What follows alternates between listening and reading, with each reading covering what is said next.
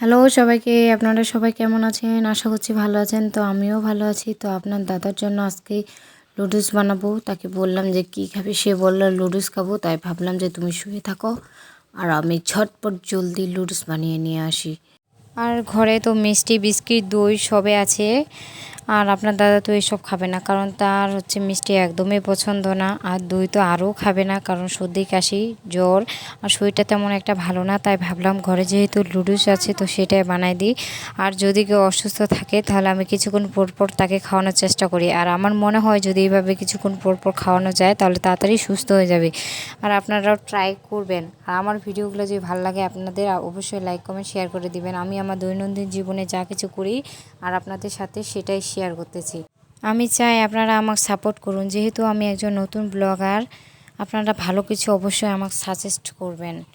আর এদিক তো আমি গরম জল বসিয়ে দিচ্ছিলাম, আর তখন গরম জলটা নিয়ে আসলাম, দেখলাম যে গরম হয়ে গেছে। আর জলটা এতটাই গরম হয়ে গেছিলো যে আমার গ্লাসে জল নিতে গিয়ে হাতটা একটুকের জন্য পুড়ে গেছিলো। আর কিছুদিন যাবত আমার হাতেই শুধু পুড়ে যায়, কেন জানি না। প্লেটের উপর গরম জল দিয়ে আমি এভাবে নাড়ানাড়ি করছিলাম যাতে তাড়াতাড়ি লুডুসটা আর কি গরম জলের সাথে মিক্স হয়ে তাড়াতাড়ি সিদ্ধ হয়ে যায়। তারপর আমি রুম থেকে ঝুড়ি নিয়ে আসলাম। বাসায় ছোট ঝুড়িটা খুঁজে পাচ্ছিলাম না, তাই বড় ঝুড়িটাই নিয়ে আসলাম। এইটা দিয়ে সুন্দর করে জলটা ঝরিয়ে নেব আর কি।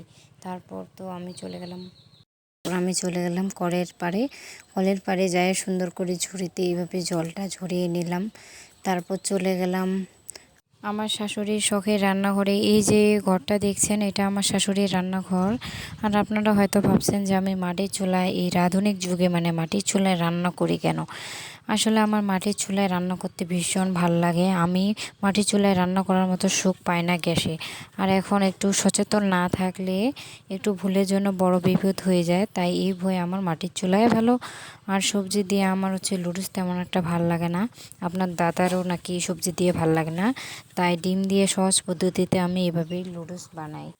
সত্যি কথা বলতে আমি আমার জীবনে এমন একটা মানুষ পাইছি যে আমাকে সবসময় চায় আমি যাতে ভালো থাকি, সুস্থ থাকি। সবসময় আমার ভালোটাই ভাবে, কখনো চায় না। কিছু কিছু হাজব্যান্ড আছে না যে আমার জন্য এটা বানাও ওটা বানাও, বউকে কখনো একটু রেস্টে থাকতে দেয় না। আর আমার বর কখনো চায় না। আমি নিজে বলি যে কী খাবে বলো না এরকম করি আর কি। বায়না ধরে আমি খাবে ও, কিন্তু আমি বায়না ধরে খাওয়াই যে কী খাবে বলো না এভাবেই এরকমই করি। তারপর তো আমার এদিকে লুডুস বানানো শেষ, সুন্দর করে প্লেটে উঠিয়ে নিলাম। প্লেটে উঠিয়ে নেওয়ার পর তো আমি চলে যাচ্ছি আপনার দাদার কাছে, ও তো শুয়েছিল। তারপর বেচারা অনেক অপেক্ষার প্রহর গুনার পর দেখতেছি যে লুডুস হয়ে গেছে। তারপর আমাকেই বলছে যে এইভাবে নতুন নতুন আইটেমে আর কি শেখাই দিচ্ছি, এইভাবে করে। এই মানুষটা আমায় ভীষণ ভালোবাসে। আমি যতটা না তাকে ভালোবাসি তার চেয়ে আমার দ্বিগুণ ভালোবাসে। কি বলবো, আমি ভগবানের কাছে অনেক কৃতজ্ঞ যে আমার জীবনে এমন একটা মানুষ পাইছি। সত্যিই অনেক ভাগ্যবান।